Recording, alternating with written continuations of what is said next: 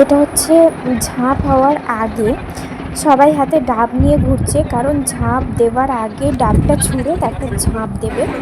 তো মন্দিরটাকে 3বার চক্কর মারতে হবে, মানে 3বার ঘুরতে হবে, ঘুরে তারপর ঝাঁপ দিতে হবে। তো দেখো মেয়েরা ওইদিকে লাইন দিয়ে রয়েছে, ফার্স্টে ছেলেরা ঘুরছে, কারণ ফার্স্টে ছেলেটা ঝাঁপ দেবে তারপর মেয়েরা।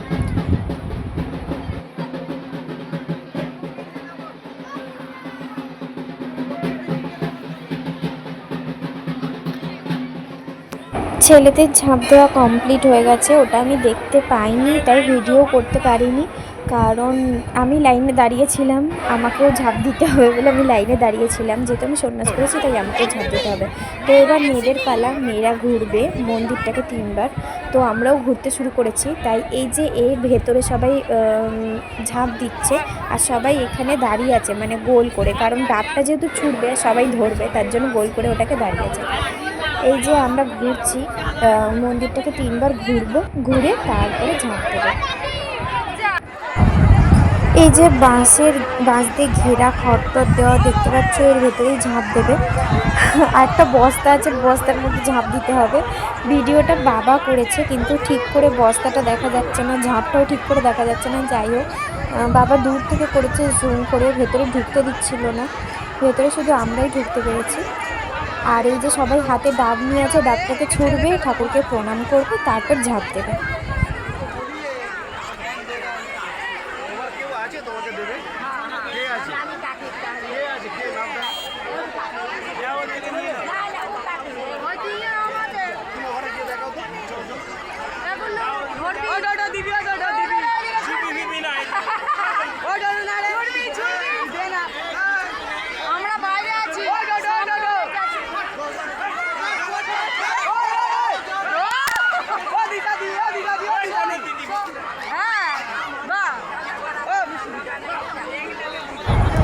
এই যে মাকে দেখতে পাচ্ছ, মা বাবাকে দেখে একটু হেসে দিল, কিন্তু আমি ডাব ছুঁড়বো না, আমি আপেল ছুঁড়বো, হাতে একটা আপেল আছে। যে যা ইচ্ছা ফলই ছুটতে পারে, কিন্তু সবাই ডাব ছুটছে। আর এখানটায় মোবাইলটা কাঁপলো, কারণ একজন ডাবটা বাবার দিকে ছুঁড়েছিল, বাবা সরে গিয়ে হাত কেটে গেছে। যাই হোক, এই যে মা ডাব ছুঁড়লো, এবার আমি ছুঁড়বো তিস্তা খেয়ে, কারণ তিস্তা আমাকে বলেছিল যে আমার দিকে ছোড়ো, তাই আমি ওই দিকে ছুঁড়েছি। ব্যাস, ঝাঁপের দিন কমপ্লিট। আমরা এবার যাচ্ছি মামাবাড়ির দিকে। ঝাঁপের দিন অনেক লেট হয়েছিল, প্রায় 11টা, সাড়ে 11টা বেজে গেছিলো পুজো কমপ্লিট হতে।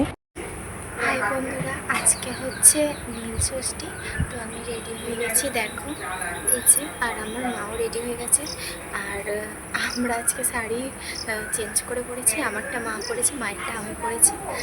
তো আবার মন্দিরে যাব, চলো মন্দিরেও তোমার সাথে দেখা হচ্ছে। এটা নীল ষষ্ঠীর দিনকে কিন্তু সকালবেলা, কারণ সকালবেলা জল ঢালতে হয়, রাত্রেবেলায় জল ঢালার সুযোগটা পাবো না, কারণ রাত্রেবেলা নীল ষষ্ঠীর পুজো হবে। যারা সন্ন্যাস করেছে তাই সন্ন্যাসীদের সাথে পুজো করা হবে, তাই সকালবেলা মা আর দিদা জল ঢালতে চলে এসেছে।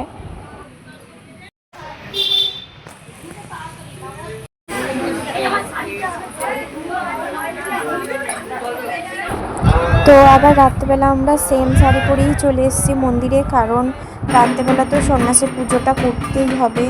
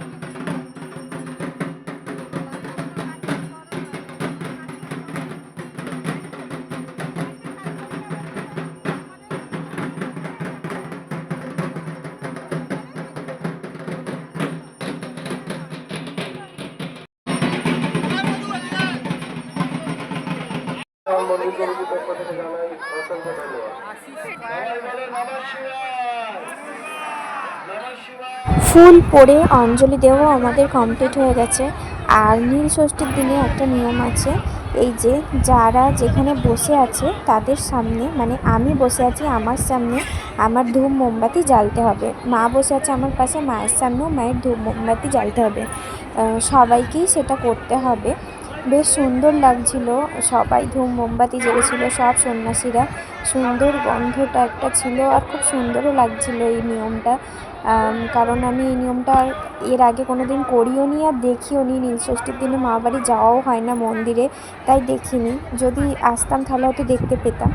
তো এবারেই সন্ন্যাস করেছি বলে ছিলাম, আর এটা আমাদের করতেও হয়েছে আর আমাদের খুব ভালো লাগছিলো।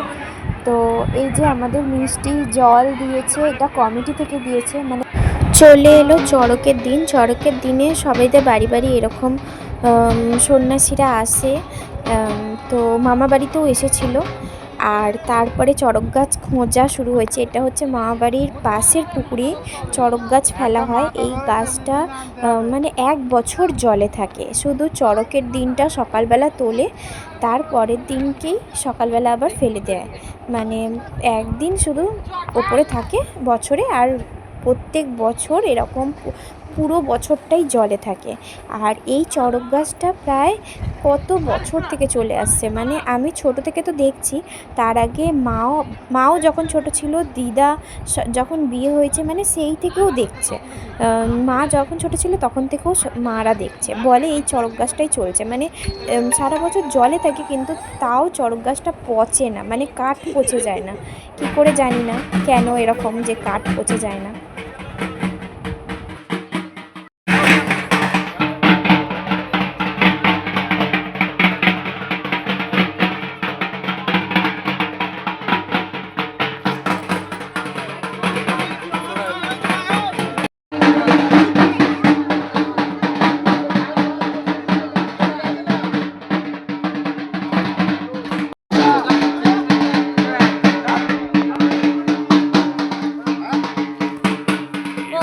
হ্যাঁ, জলে ছিল এতদিন বাড়ি হবে না।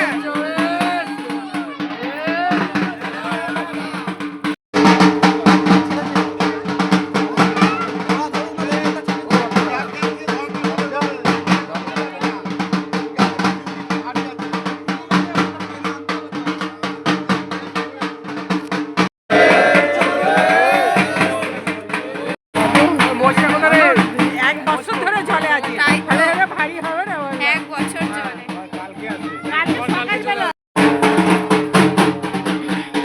আজ হচ্ছে চড়ক, তো আমি আর মা রেডি হয়ে গেছি দেখো। আর আজকে মেন পুজো, চড়ক গাছ ঘুরবে। তো তোমরা তো চড়ক গাছ তোলা দেখলে, এবার চড়ক গাছ কীভাবে ঘুরবে সেটাও দেখতে পাবে। চলো।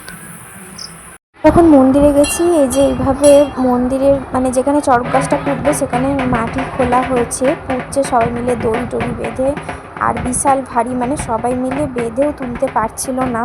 তো অনেকক্ষণ থেকেই এটা করা হয়েছে, চড়ক গাছটা দাঁড় করানো হয়েছে অনেকক্ষণ থেকে। তারপর চড়ক পুজো শুরু হয়েছে, তারপর চড়ক গাছ ঘুরেছে।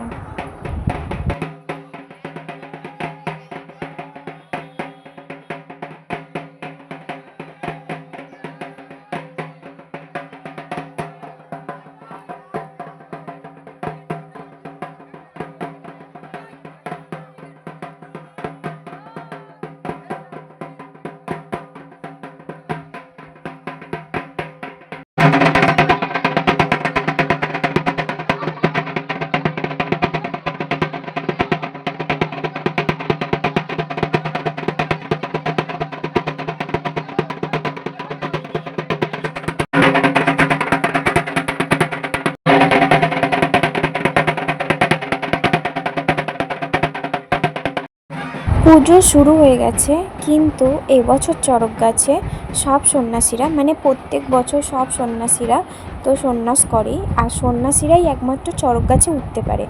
অন্য আদার্স কেউ চড়ক গাছে উঠতে পারে না। তো সব সন্ন্যাসীদের মধ্যে আগের বছরগুলো, মানে এতদিন চড়ক হয়ে আসছে, এতদিনে প্রত্যেক বছরই ছেলে সন্ন্যাসীরা উঠতো চড়ক গাছে, কোনো বছর কিন্তু মেয়ে সন্ন্যাসীরা ওঠেনি। জানি না কেন ওঠেনি, হয়তো ভয়ে ওঠেনি, কিংবা বড়রা বলেছে যে উঠতে নেই হয়তো মেয়েদের, এরকম কিছু একটা বলেছে। কিন্তু আমি যেহেতু কোনো বছর সন্ন্যাস করি না, তো এই বছর সন্ন্যাস করেছি, তাই আমার খুব ইচ্ছা ছিল, আগের অনেক বছর থেকে ইচ্ছা ছিল যে আমিও চড়ক গাছে উঠবো, কিন্তু সন্ন্যাস করিনি বলে তার জন্য আমার আর চড়ক গাছে ওঠা হয়ে ওঠেনি। তো এবছর সন্ন্যাস করেছিলাম, তো আমি সেই ঝাঁপের দিন থেকে আমি মানে যে মূল সন্ন্যাসী হয়েছিল তাকে আমি বলে আসছিলাম যে আমি চড়ক গাছে উঠবো, আমাকে তুলতেই হবে। তো মূল সন্ন্যাসী বলেছিল তুই ভয় পাবি না তো, তুই যদি ভয় না পাস আমি কিন্তু তোকে তুলবো। তো আমি বললাম আমি একদমই ভয় পাবো না। তো যাই হোক, আমি ওঠার পর আমাকে দেখে সব মেয়েরা উঠলো, মানে আমাকে দেখে। আগে কোনো মেয়েরা উঠতো না, এত বছর থেকে কোনো মেয়েরা উঠতো না। তো আমাকে দেখার পর আমার পরেই তারপর মেয়েরা উঠতে শুরু করলো, মানে আমি ওঠার পরে।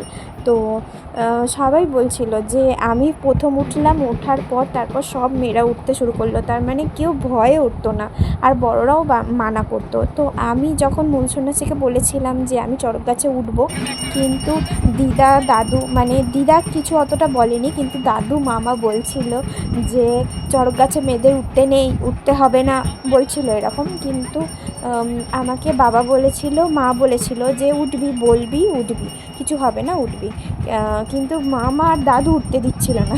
যাই হোক, আমি অবশেষে উঠেছি, দেখবে ভিডিওটা আমি দিচ্ছি, ঠিক আছে। আর এটা চড়ক গাছটা পুজো করা হচ্ছে, চড়ক গাছ পুজো করার পর তারপরই চড়ক গাছ ঘুরবে, পুজো না করলে হবে না, পুজো করতেই হবে। তো তারপরে অঞ্জলি হবে, তারপরে চড়ক গাছ ঘুরবে।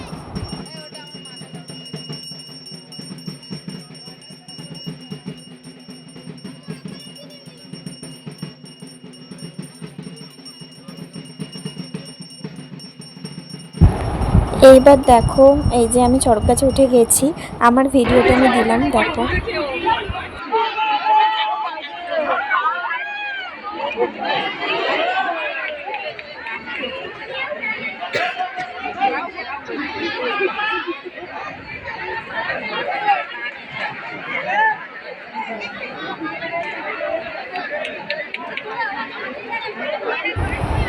আর এটা কিন্তু আমি নই, এটা আমি ওঠার পর অন্য একটা মেয়ে উঠেছিল, মানে আমি ওঠার পর অনেক মেয়েরাই উঠেছিল, এটা আমি নই। তো আমি ভিডিও একটাই করেছি, না আমি না, মানে চড়ক গাছ থেকে নেবে।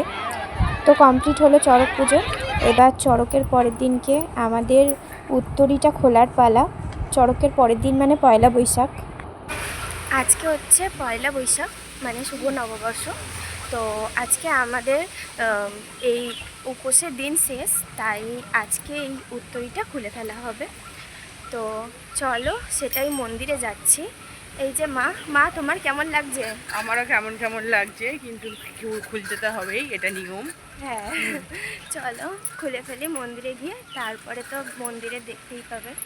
এখানে চড়ক গাছও তুলে ফেলা হচ্ছে, কারণ এবার এই চড়ক গাছটাকে আবার জলে দিয়ে দেওয়া হবে। তো এখানে হচ্ছে উত্তরী খোলা হচ্ছে আর হলুদ মাখা হচ্ছে, যেহেতু এতদিন কেউ মানে ভাত খায়নি, ফল খেয়েই ছিল, তো হলুদ তেলও খায়নি, ভাত না খেলেও হলুদ তেল খাবে কী করে, তাই হলুদ মেখে। আমাদের উত্তরী খোলা হয়ে গেছে, এবার যাচ্ছি মামা বাড়ি। আবার একটু হলুদ মেখে নে। আবার হলুদ মাখতে হয়? হ্যাঁ, সব মেখেছে তো, দেখিস নাকে লাগিয়ে দিয়েছে। যে মাকে কি মাখাবে, আমি ফোন ধরে আছি, নিজেই মেখে নিয়েছি। চড়ক গাছ আবার জলে ফেলে দেওয়া হলো 1 বছরের জন্য। ভিডিওটা এখানেই শেষ করছি, ভালো লাগলে লাইক করো, কমেন্ট করো, শেয়ার করো। চলো বাই, দেখা হবে নেক্সট ভিডিওতে।